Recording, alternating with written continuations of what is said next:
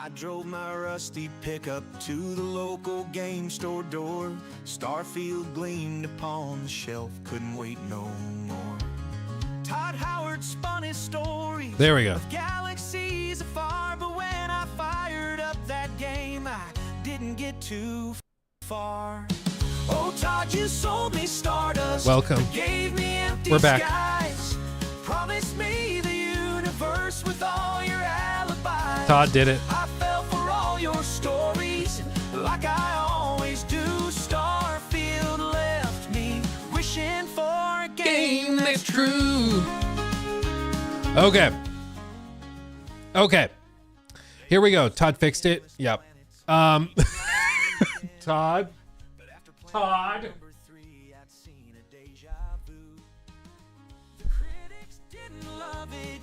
Mediocre scores, just another space misfire echoed across the boards. Oh, Todd, you sold me Stardust, but gave me empty skies. Promised me the universe with all your alibis. Okay. Praise Todd. He allowed us to come back. He let us come back. Praise be, praise be. Okay. We were saying, yeah, they've been doing work in our neighborhood to bring that new internet provider to us, which means they're digging a lot. And like a day or two ago, they cut through the power line like a few streets over. And that area of the neighborhood was out of power for like 18 hours or something. Like it was a big deal. it was a problem. And we just had like a quick drop in power as like the whole infrastructure took a beating, but then it comes back on and we're fine. And it looks like the same thing just happened. I got the little community alert where they just are like, yep, an outage has been reported. So that's what you get. This is the price we pay for better internet, but that's what we got to do. Anyway, just to finish what I was saying about all this, so Jacob can finish the clip for it. It's just that I forget what I was saying. Anyway, power went out. Fidelity mode on Series X, 4K 30. PS5 is going to offer performance at 1440. Same thing as the Xbox performance mode. Fidelity on the PlayStation, same thing. But they do have a PS5 Pro optimized version, which is upscaled 4K, targeting 60 using Pisser. So there you go. Boom. There you go. I think all these stats are very reasonable, and I appreciate them being transparent right from the very beginning. Like, I think that is great. Get out ahead of it. Don't let people speculate. Because if they didn't clarify how that worked, it could have had problems. But, I mean, that's wonderful. So, should we check on Path of Exile?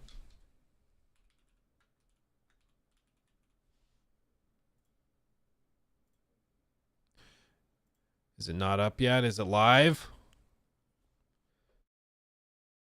I think it launched like 15 minutes ago, right? My download just finished. Still waiting to log in. It's not working yet. Oh.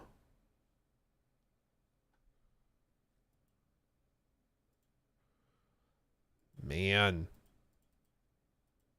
Oh, and then SteamDB is down too. Did they break SteamDB? Oh. Oh. Auto selected to California. Dude, Texas is that no, it's 51. Okay, I thought it was 500 something. 44. California is actually faster. Okay. Launches soon. I thought it launched now. I thought that was the whole point.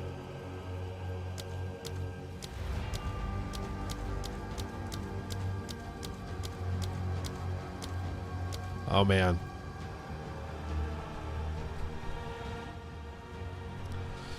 Now we're just waiting. I thought it was supposed to launch like 20 minutes ago. Was I wrong? Does it launch later? I don't know. Adam, thank you also for the 2 for your electricity bill. Thank you. I might need it. Welcome to what I've been doing for the last 15 minutes. Nah, they're dead. Website is down too. 40 minutes from now, it says. Oh. Well, if we still have to wait 40 minutes, then... I mean, I guess we can appreciate the graphics settings. Adaptive, okay, 4K. DLSS quality. Texture quality high. 16. Shadow quality ultra high. High. Bloom, water detail, high. Foreground FPS cap. I can't go above 120 on this monitor, so I will just stick to 120. Triple buffering, dynamic culling. Target frame rate, 120, baby. Engine multi-threading. Graphs. I don't think I need the graphs. I have my own graphs. But now we just wait. Do a class tier list for PoE 2. I mean, I'm far and away. I'm far away from qualified to do that. Go have somebody that like really knows PoE do it. Yeah, their whole website's down. They were braced for it. They were like, guys, I think our servers are gonna be like pretty messed up for a little while. They knew they were gonna have a lot, but even then, like, there's only so much you can do. Like, it's just, I think they're getting flooded. So it's a good problem to have, honestly. It's a good problem to have, but still, it's crazy. Yeah,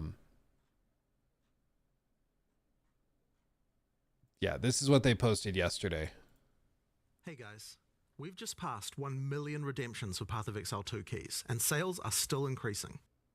Now obviously this is great news, but it also comes with some downsides too. There are probably going to be some queues during the launch weekend. Now before our announcement when we were ordering capacity, we really didn't expect to have more than 1 million people online at the same time. We've already ordered way more cloud capacity, and those servers will be coming online very soon, but I do have some concerns about issues with the backend.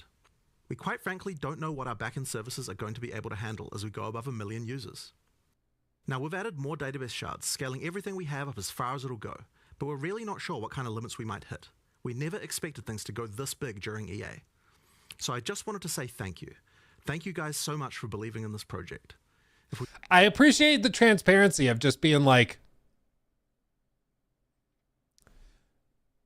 you guys are breaking everything.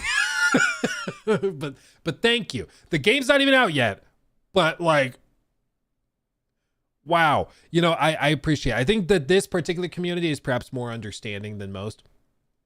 And it's again, a very good problem to have, that people are so excited that they've had 1 million people already redeemed for early access. It hasn't started yet. You guys are saying there's like 300,000 people on Steam trying to get in, and it's not even live yet. Like, you can't even do it yet.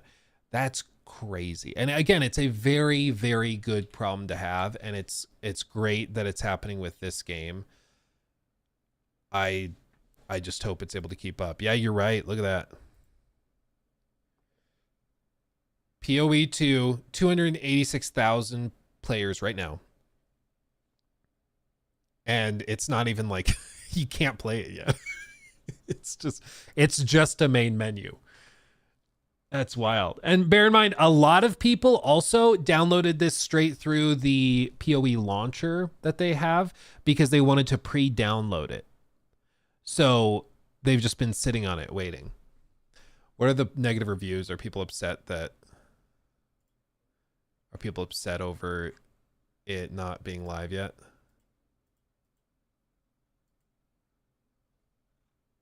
No, I mean, there aren't even Steam reviews up yet, so I don't know what they would be reviewing poorly.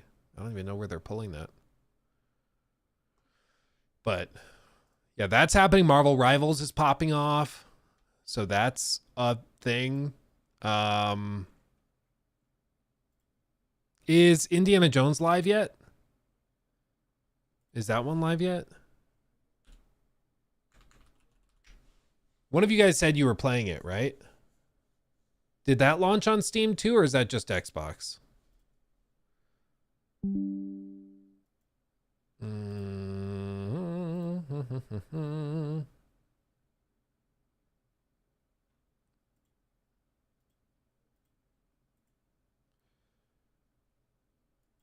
Pre-install. I thought I pre-installed it already.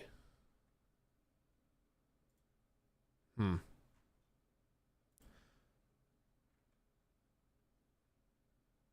don't know.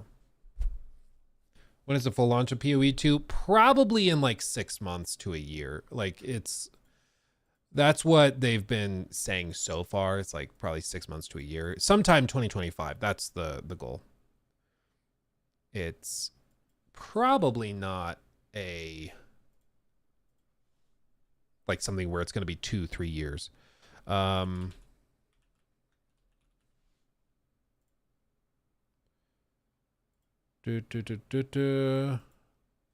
It's trying to boot. It's trying to boot up. It says 24-hour peak is 2200. I mean, I know I'm going to be playing it through Game Pass. 4300. Okay, so that one was glitching out. And it's climbing. But like 4000 for a game that's mostly like, this is early access and it's mostly through Game Pass is where I'm guessing most people will be playing. What's another single player game that launched on Game Pass? I mean, I guess Starfield, but Starfield was massive. I don't think you can compare the two. What was Hellblade 2's peak? Because that was a Game Pass title, very short, single player. All-time peak. All-time peak was about 4,000. So right now, I mean, it's doing a little bit better than the all-time peak of Hellblade 2, but I'm interested in seeing what it's like over the course of the day. I think it probably performs better, but like in the next week or two, that'd be my guess. Lies of P was also, it had a ton of hype around it, like a ton.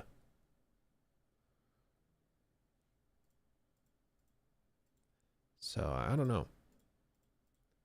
It's all of a sudden a very busy week. Like you can choose to go with PoE for your game to start working on, or you can go and play some Indiana Jones while you wait for servers to work out on PoE, or you can jump into Marvel Rivals. Like there's actually a good amount of options. How's PoE 2? You can't get in yet. It's all locked down. They have like 300,000 people currently booted up waiting, which is very funny.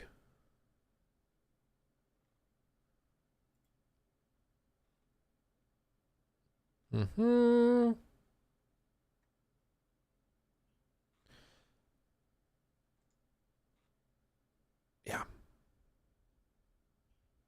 Oh, what's this? Dude, an officially licensed Gwent physical edition is coming next year. They're doing an officially licensed like Gwent collection. You can buy it on Etsy. People do this already, which is a little funny. Is this like, yeah, why is my, I don't know why that's at like such a low resolution or low frame rate. That's weird. That's weird. I don't know what it's doing. Hawk 2, spit on those servers. Like they said, they ordered more server capacity, more cloud capacity for PoE, but they don't know what their backend is able to handle. That's the bigger problem, it seems. Is that like they expected max 1 million people. And it looks like they're going to be over 1 million during this weekend, which is wild. I mean, it's 12:30 on a Friday. Tonight, I think they get over 1 million. Pretty easy. Shout out to 666 concurrent viewers. That's great. Close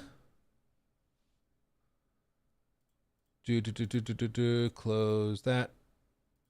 I'm going to pull this video up. This video on lighting that Anon gave us and recommended, it's like 15 minutes, so a reaction is probably 30 to 45. Even though it looks very good. So I think what I'm going to do is I'm going to save it for a reaction in our next stream so that I don't have to rush it, because I want to be able to talk about it and like go through it. It's fake optimization, modern graphics. How we save it? Linked wrong one. Sorry, Dad.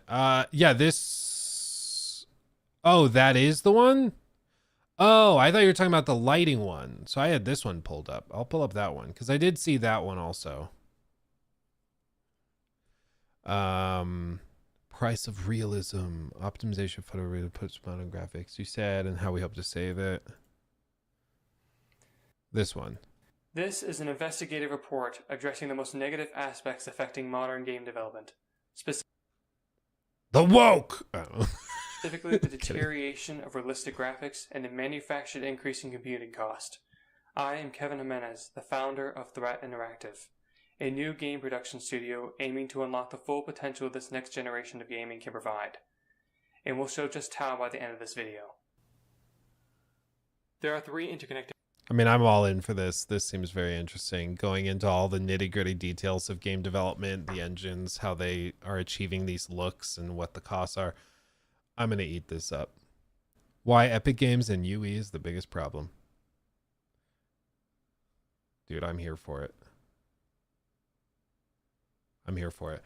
Yeah, I've got that pulled up. This stays open in these tabs.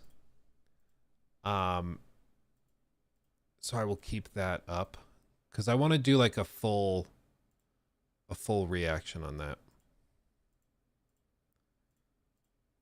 Boo, boo, boo, boo, close. I'm also going to, you know what I can do also? I'm going to add it to my OneNote.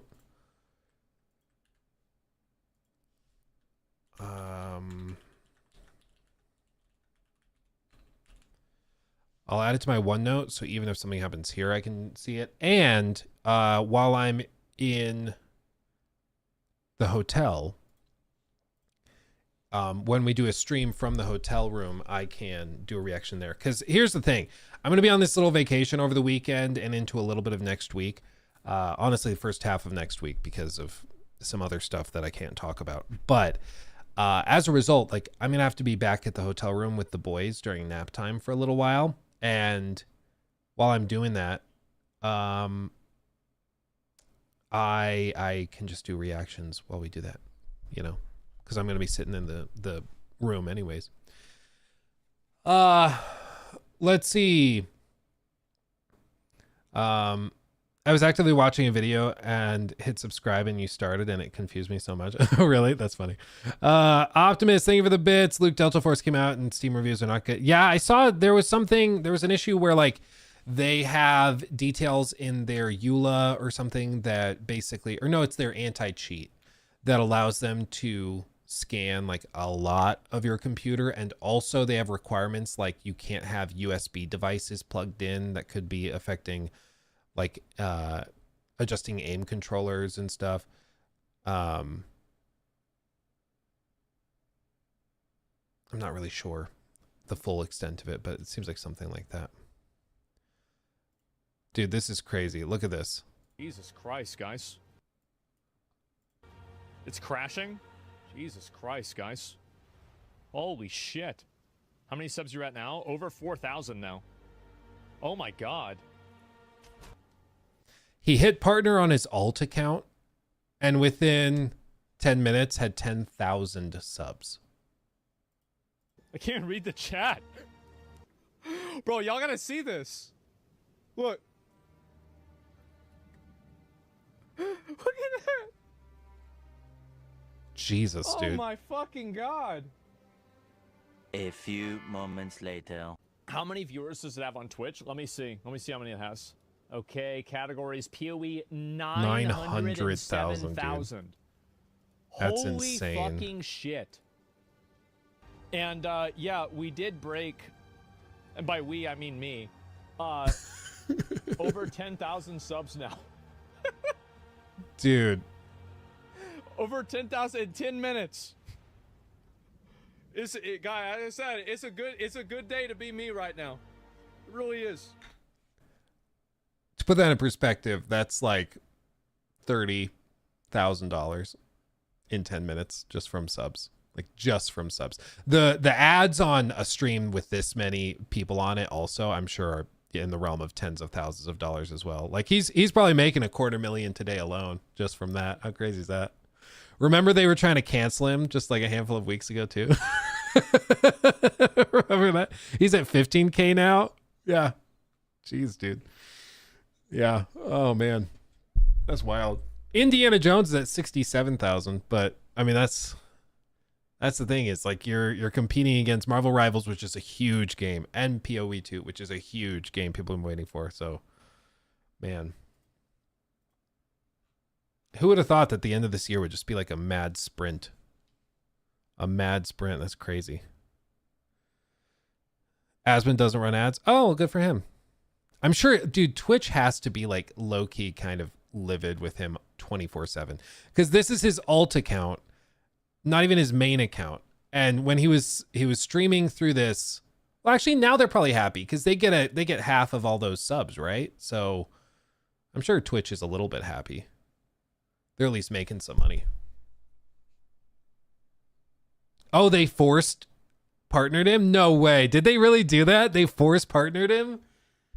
You're gonna make money and you're gonna like it. Dumbass. What a good problem to have. Imagine they're like forcing you to make money. That's so funny. That's so funny. They did it a few months ago. That's so funny. That's so funny. Oh man. Let's talk about this real quick. News segment. This should be nice and quick. The discussions over Ubisoft's spiraling continue, but there's a story that broke just 2 hours ago that is just adding fuel to the fire of a big change happening over there. And that is that Reuters is actively describing and talking about how there are further discussions that are progressing and are starting to evaluate structuring for a buyout of Ubisoft. In other words, the rumors that were there like a handful of months ago, yeah, or maybe weeks ago, I don't remember exactly when the rumors started spiraling, but the rumors that they were maybe seeking a buyout or something, or maybe they were open to it, that caused the share price to like shoot up a little bit. But, you know, there was still a lot of question marks. It wasn't clear. But this report furthers and doubles down on that, suggesting that no, they're in like very serious talks about it. Reuters says, you know, the summary, we'll read through this in a second, but they say, in summary, the Guimauve family seen wanting to retain control on a buyout. This is what I've been saying, where this doesn't magically fix anything. If they're bought out by Tencent, Tencent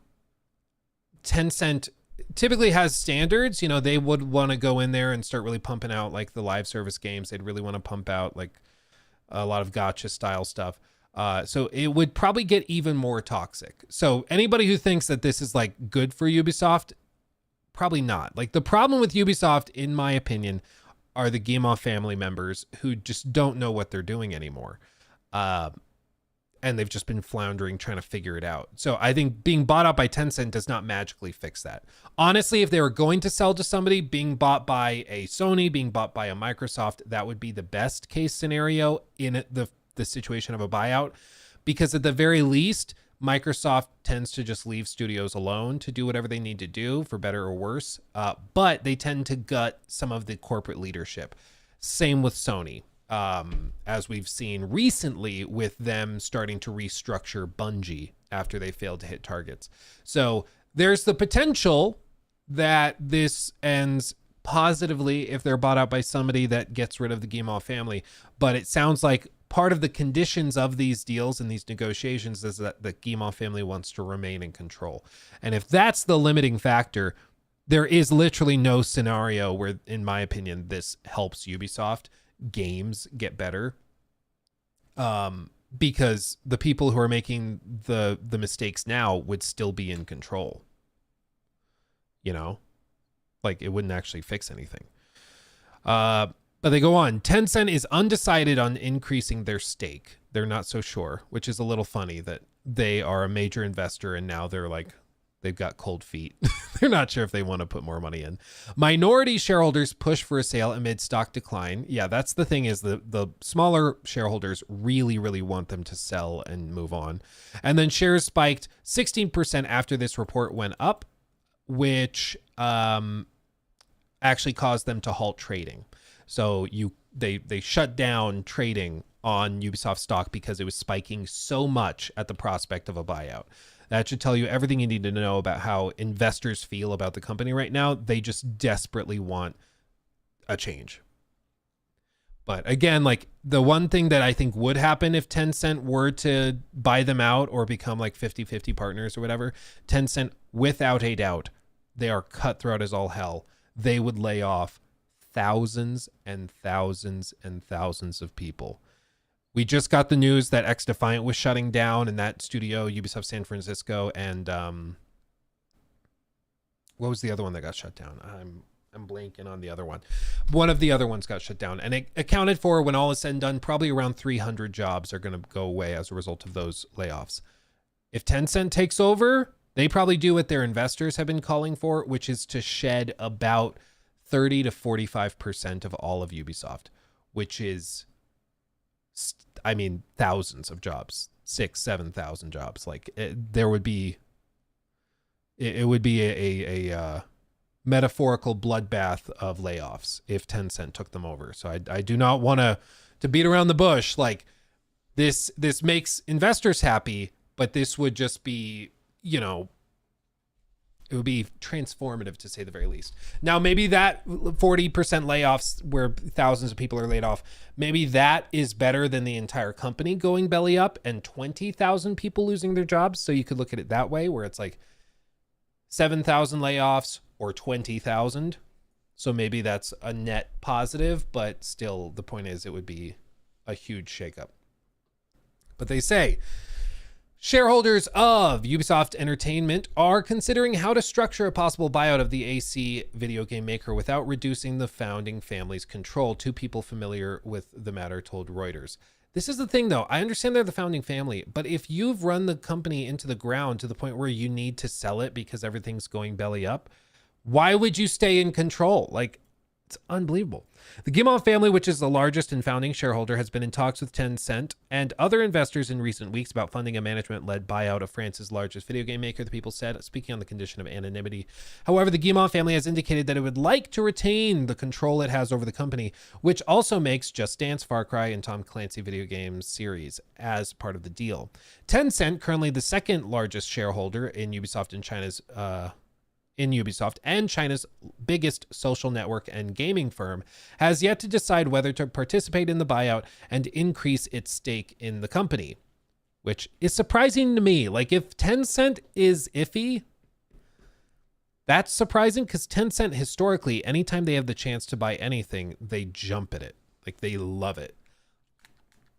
That to me suggests that they are not at all confident in what they see behind the scenes.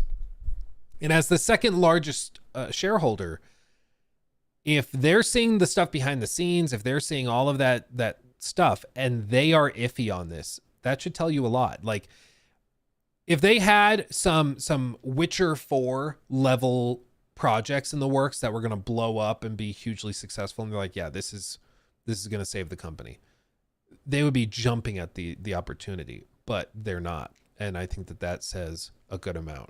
Or perhaps you could be more cynical and be like, well, they just don't see many gacha or NFT projects in the pipeline, so that's why they're not interested. Maybe that's it. But either way, they don't see a lot of financial opportunities.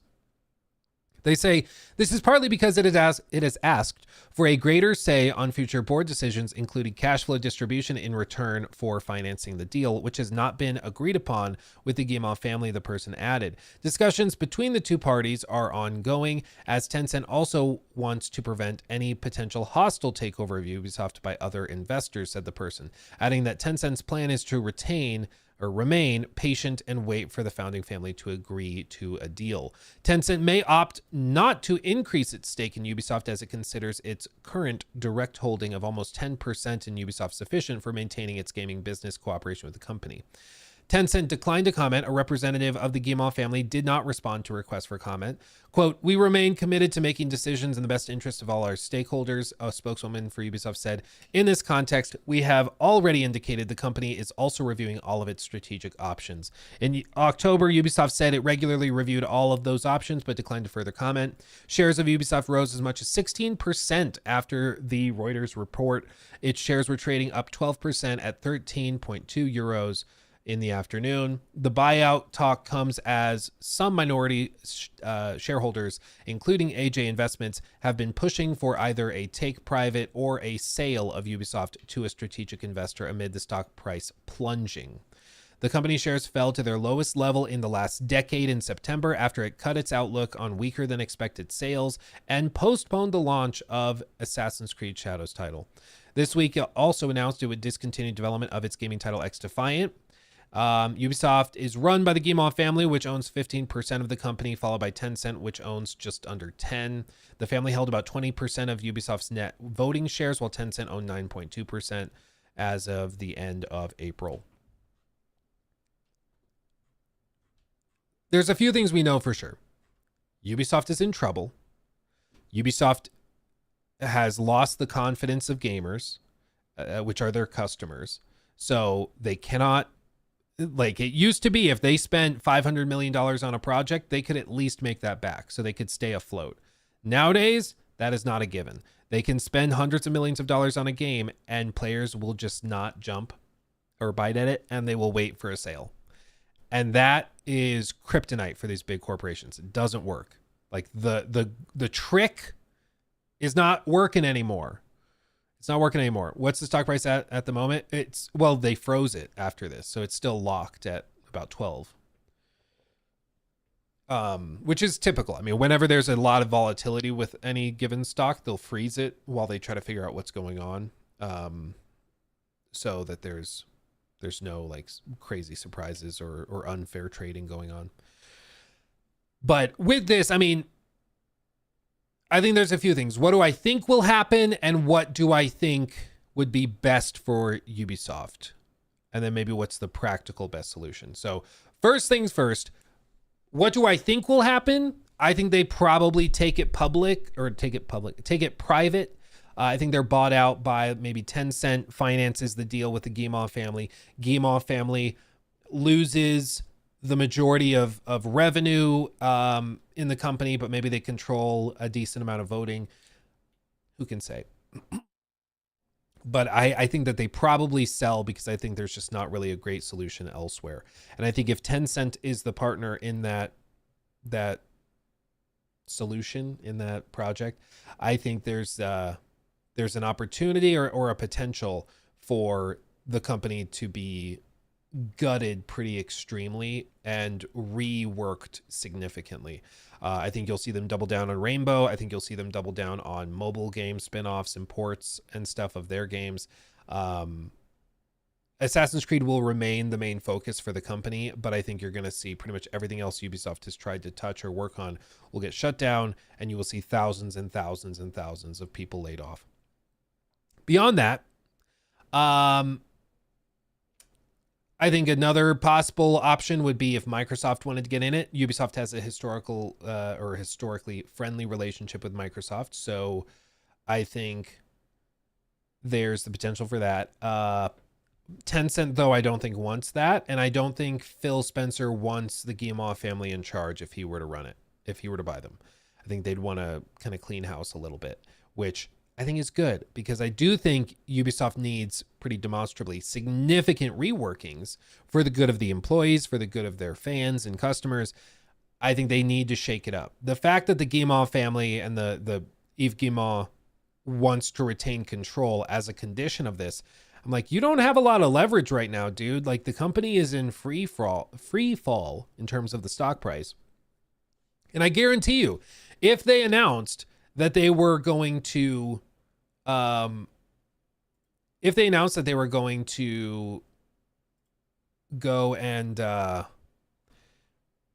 and not sell, if they were going to retain control, I guarantee you the stock price would plummet to all-time lows. Yeah, so right now they're at 13.32 euros. Back at all-time highs, they were up in the 80s or 90s. They were in the 90s back in 2018. So, you know, if they announced that they were not pursuing any potential sales, they would drop to like the lowest point since probably like 2002. They would drop to like 4 or 5 euros a share, and they would be talking about going bankrupt and there'd be tons of problems. But there's the potential for them to figure it out. I mean, you can see here. Come on. Now the website freezes. Now it freezes. I don't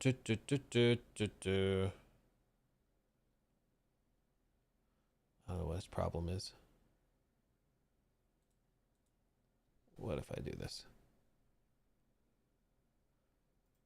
Nope, it's just frozen. Okay, refresh. Refreshing.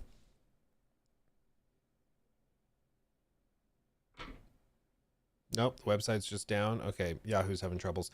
Anyway, the point is, I think that the only way out of this spiral is to have some solution, a buyout, a merge, something like that. And if they can do that, they get a second lease on life. They can figure that out, but they've got to figure it out because they used to be worth like 12 to 15 to 20 billion dollars, and nowadays they are worth 1.5 with the current leadership, I'd say, is what they're comfortable with. And they have far too many employees for what they put out, according to investment analysis firms. So they've got to do something different. They've got to change it. And I think most likely they do something with Tencent in the form of an acquisition. Ideally, it would be like a gaming firm like a Sony or Microsoft buying them. Best case scenario would be they remain independent, because being independent, I think, is good. We need more independent publishers to keep the industry competitive, so not everything is just being bought up by the big conglomerates. But I think that's pretty unlikely, because for them to remain independent and then still be successful, I think they would need to completely clear out leadership, and I don't think that that's super likely either. So we'll see. Karma's Justice, thank you for the sub with Prime, by the way. Thank you. Yeah, most likely Tencent funds a private buyout. Yeah, I think that's the thing. But I think here's the deal. I think Tencent knows that they are the lifeline, and Tencent is not going to just hand the keys to the drunk toddler that is the Guimau family. I think they know they're in control, and so they are going to wait until it is optimal. Like, I think they can just be patient. They can sit on it. They can just be like, hey, we're going to wait until Ubisoft doesn't have a choice but to take the offer, and we're not going to like lose control. I think that's the big thing. Like, they don't need to play it that way. So they probably just sit and wait until Ubisoft gets into a really bad spot, and then they go back to Yves Guillemot, and they say, listen, this is tough, but we can help you out. We just need a little money. We need a little more sway. We need voting power. We need this. We need that. And you have to say yes, because you don't have another choice. And I think that's what it should be, frankly. Nope, still glitching, man. We just wait. Yeah, listen, motherfudger. Yeah, I think that's what it is. I really think so. And I mean, the thing is with the Tencent stuff, like if they buy out Ubisoft, you'll see massive layoffs without a doubt. But the potential way of looking at it to be more positive is like, oh, they bought them out, they lay off 7,000 people. That is unbelievable. That's more layoffs than like this whole year combined in the gaming industry. But that's also like better than 20,000 people losing their jobs. So if that's what Tencent has to do to save the company and save the other 13,000 employees from layoffs, okay. Because without a doubt, what they're doing right now doesn't work. Like, they are losing money actively. So something's got to change. Something has to happen. Sony's pretty hands-off with Western studio investments, so it's difficult to know what they do. They're hands-off with investments that they don't have controlling stakes in. Like, if you look at Tencent's ownership breakdown of all those companies that they have shares in,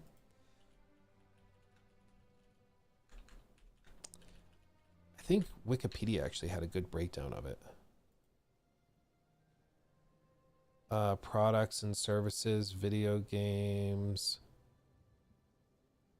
foreign studio assets. Yeah, here. So these are the ones they wholly own. They own like Riot, they own Sumo, Funcom, they own those completely. They own the majority of all these. But of all these other ones where they own chunks of them, like, they can try to push you into certain directions, but like, they don't have controlling power. So they just, for these, they're mainly interested in 35% of all the revenue they make. For this one, for Bloober, they're interested in that 22% revenue. Remedy, they're interested in that 14%. Crafton, yeah, they want that 14%. You know, Katakoa, yeah, they like that 6.86% of all those From Software sales, all those comic books that they make. That's what they're interested in. And but what they've seen is that when they buy out companies like Tencent, they are corporate sharks. Like, they know what they're doing. That's why they're such a huge successful company. But they are not nice. Like, they are not nice, okay? They're hardcore. Oh man. Yeah. Yeah. Optimist, Luke, I'm playing through AC2 and man, the game is top notch. So sad to see Ubisoft plummeting so hard. Yeah, I mean, I think we're all kind of frustrated by it. I think they do have some good stuff probably in the pipeline. Like, Hexe sounds really interesting to me. I think there's the potential for them to kind of get back into the groove of things, but like, it's going to take years. And even then, like, it doesn't matter what AC fans individually think. Like, people have to buy it. People have to jump in it. Even for something like AC Shadows, I bet the team over at Ubisoft was celebrating when they announced that Kingdom Come was going to move their release date. I'm sure they were celebrating. You know? Because now they have a little bit of breathing room. Just a little. But there were going to be plenty of people, I'm sure, who were going to not bother with buying GT or AC Shadows because they thought that they should just play Kingdom Come instead, and now they don't have to make that choice, which I think is a good thing for them.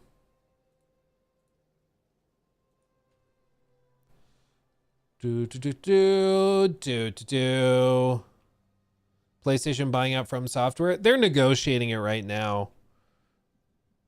They're negotiating. Apparently they only wanted to buy like FromSoft, and they only wanted to buy like a few tidbits of their company.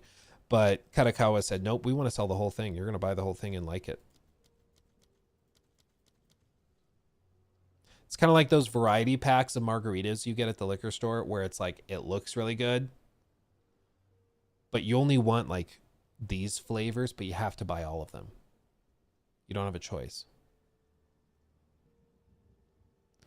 Are they fully in talks? Yeah, they've openly talked about it. Yeah. Do you think Shadow gets another delay? No. No. I think like, I think they put it out when they do, and they're just gonna have to deal with it, and it's gonna be a high stakes release, but they just really need to make a solid game. And the thing is, even if the game is like a 9 out of 10 or a 9.5 out of 10, even if the game is like amazing, they have to be ready for like a lot of people to just still have hesitance and to not want to buy it at launch because they've been burned before. And so then they have to be ready to wait for players to jump in, and you got to win them back. But this is the thing, like when you dig yourself into a hole, it will take you time to dig yourself back out. And that's okay. Like, it's not the end of the world.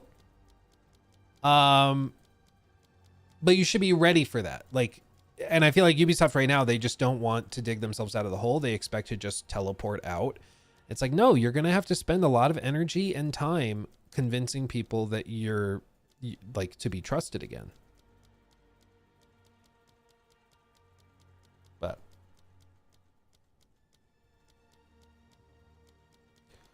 Sony taking FromSoft exclusive would effing suck. I think all of these companies are going to start to really push the multi-platform stuff. I don't think Sony will bother going to Game Pass, but I do think they'll bring everything to PC starting like day and date. It's one. It should be launching, I think.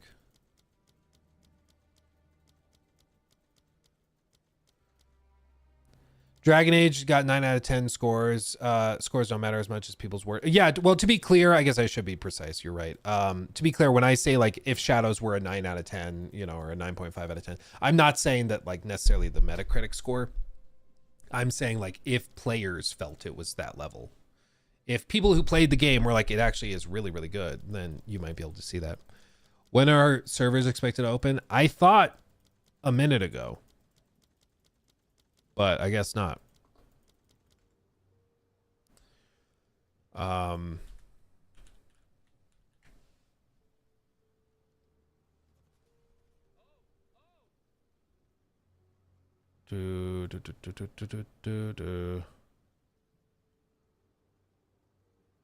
Where's PoE 2?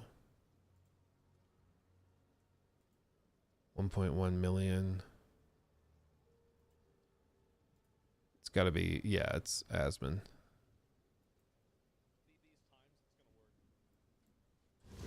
Eventually, this shit is gonna happen.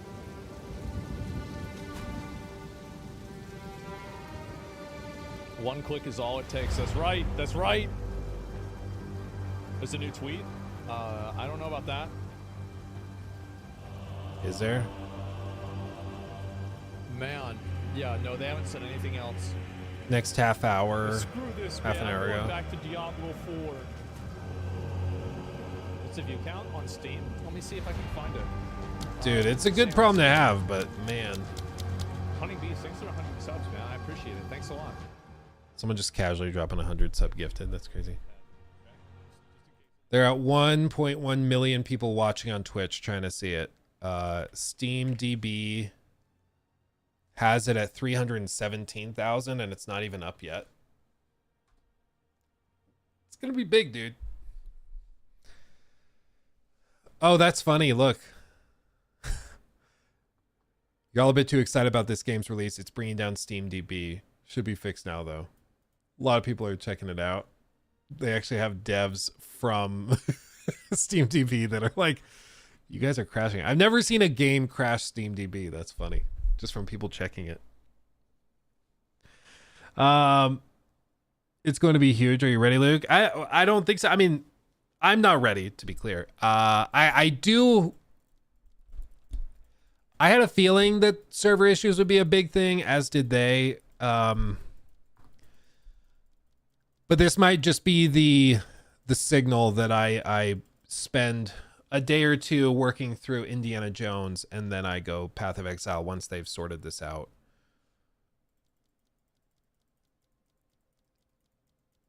Because even once servers come online, I imagine they're going to have problems even still.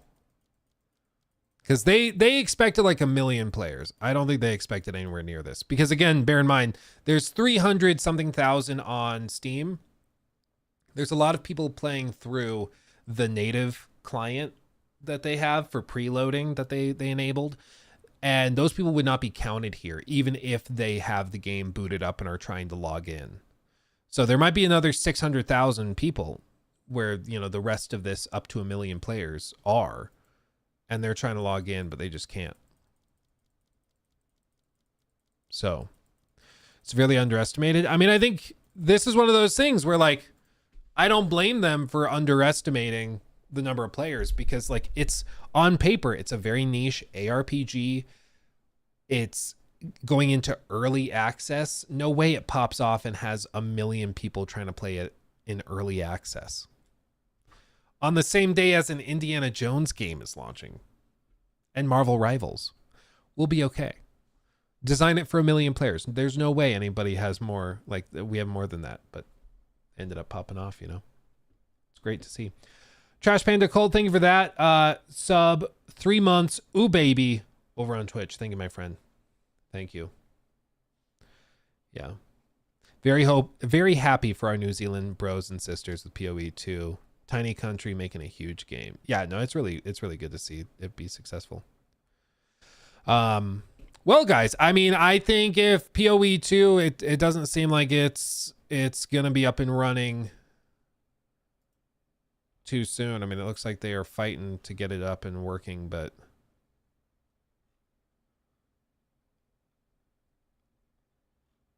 yeah, I mean, I think everybody's trying to get in, but I think it's going to be like this for a day. I don't think it's going to get any better anytime soon. So I think I'll end the stream there. I'm going to go help my wife pack up for this trip we're going on tomorrow. And I probably am going to record a video on Indiana Jones as well. But we'll go do that. My wife, yeah. But you guys should boot it up. Go watch Asmund stream or someone stream. And I know I'll be watching it. Hopefully people can start getting in soon. But I just don't want to sit here clicking on a button for an hour or two when even if they get the servers back up and running, it might not get it might not like even allow us in.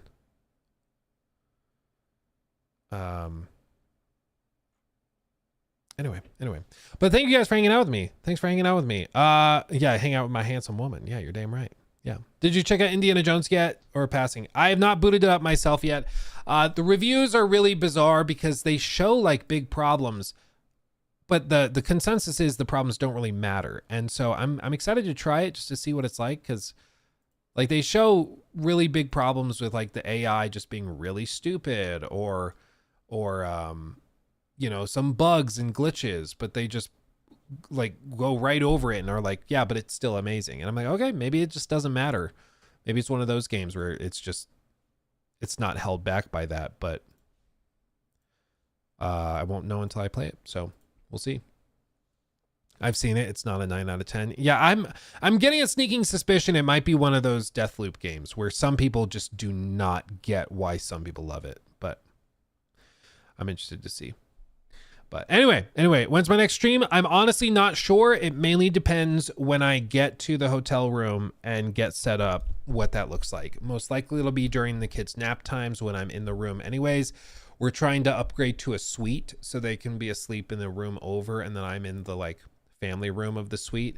But we just don't know if we can get that yet. So it's all kind of up in the air, but either way, we'll do something soon. So just make sure you have notifications and the ring bell on, okay? Because then you'll get notified whenever I go live, whether it's in a theme park or in the hotel, at the bar, whatever, okay? So I'll see you guys soon. Much love. Thank you to all of you guys for the subs, for the donos, for the super chats, the bits, everything. Y'all are amazing, and I love you dearly. Have fun with whatever you're playing this weekend, and I will see you soon, okay? Hugs and kisses. Bye-bye. Tasty kisses. That was a weird way to end the stream. I'm sorry. Bye.